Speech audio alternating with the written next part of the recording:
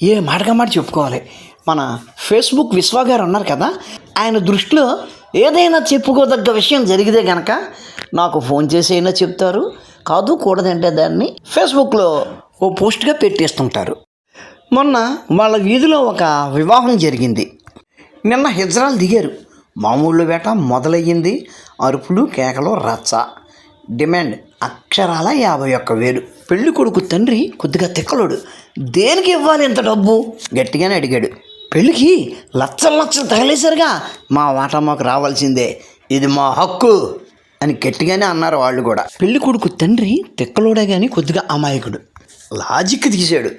కొడుకు నావాడు, ఖర్చు నాది, సంతోషం నాది, ఇందులో మీ హక్కు ఎక్కడిది గట్టిగానే అడిగాడు.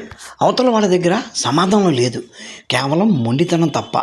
మేము ఏళ్ల తరబడి వసూలు చేస్తున్నాం, నువ్వు ఇచ్చి తీరాల్సిందే, లేదంటే మా పద్ధతులు మాకున్నాయి. మొండికేసేశారు.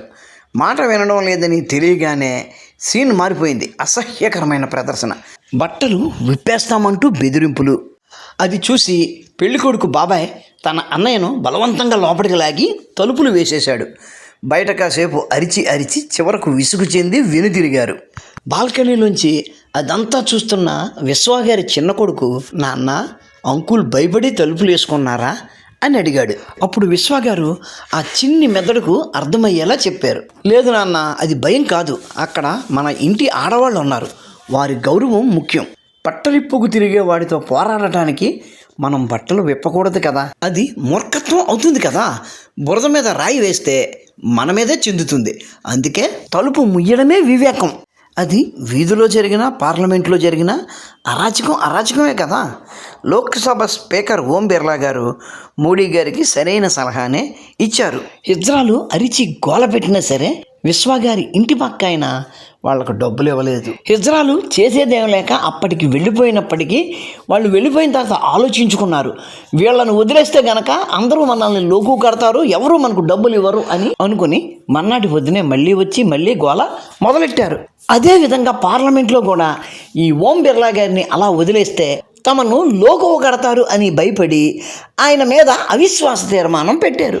ఎలాగూ తన మీద అవిశ్వాస తీర్మానం పెట్టారు కాబట్టి అది తేలేదాకా నేను పార్లమెంటుకు రాకూడదు కాబట్టి నేను పార్లమెంటుకు రాను అని చెప్పి గోవా తీర్థయాత్రలకు వెళ్ళిపోయారు బంధుమిత్రులతో.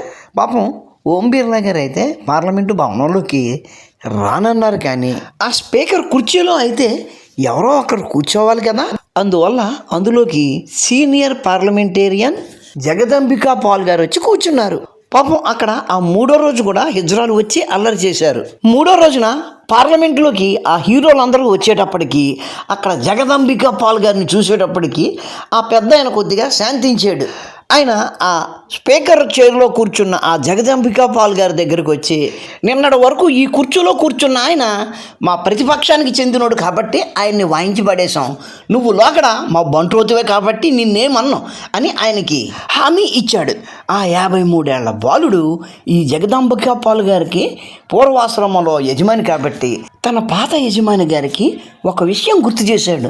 ఆయన ఏమన్నాడంటే, ఆ రోజున నేను చెప్పింది మీరు విని ఉంటే ఈ రోజున ఇలా ప్రతిపక్షంలో కూర్చుని ఉండేవారు కాదు కదా అని. ఆ 53 ఏళ్ల ఆసామి ఇంకా బాల్యావస్థలోనే ఉండడం వలన ఈ జగదాంబికా పాల్ గారు ఏమన్నారో ఆయనకి కరెక్ట్గా అర్థం కాలేదు. థ్యాంక్ యూ అని నవ్వుకుంటూ లోపలికి వెళ్ళిపోయారు. మిత్రులారా, ఇక్కడ విశ్వ గారి ఇంటి పక్కన జరిగిన ఇష్యూ కానీ పార్లమెంట్లో జరిగిన ఇష్యూస్ కానీ ప్యారలల్గా చెప్పడంలో నాకు ఎటువంటి ఉద్దేశము లేదు. 2 ఏకకాలంలో జరిగినాయి కాబట్టి ఆ ఆర్డర్లో చెప్పవలసి వచ్చింది. మీకేమన్నా అందులో సిమిలియారిటీ కనిపిస్తే నా తప్పు లేదు.